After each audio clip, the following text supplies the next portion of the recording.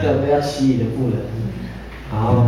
有一阵子哦，也不知道是巧还是怎么样，只要唱啊就下雨，然后我想说台湾可能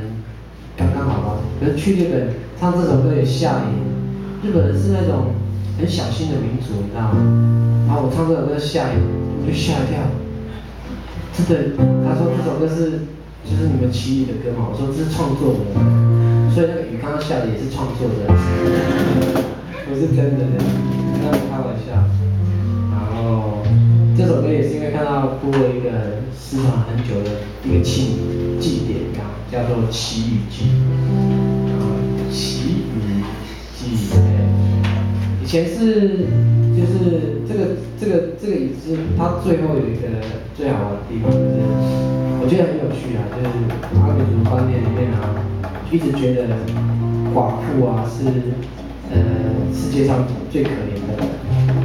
然后跟上天祈求啊，如果是很困难的事情的话，一定要找最可怜的人来祈求，才会最有功效。因为上天觉得他要去怜悯那个很可怜的人的祷告。那因为下雨这件事情实在是太难了，你说打到山猪可能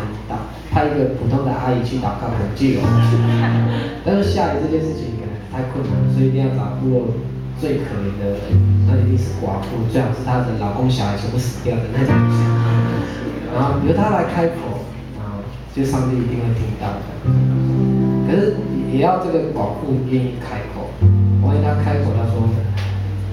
请上帝再给我一个老公，这事情就毁了。她要替所有的人开这个口，所以她应该是一个宽宏大量的人，有大爱的人，才有办法做这个最后开口跟上帝祈求的那一位寡妇。我看到这个就觉得，哇，以前的老寡妇真的不简单。就是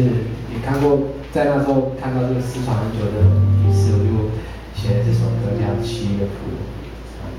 大家做好事啊，大爱。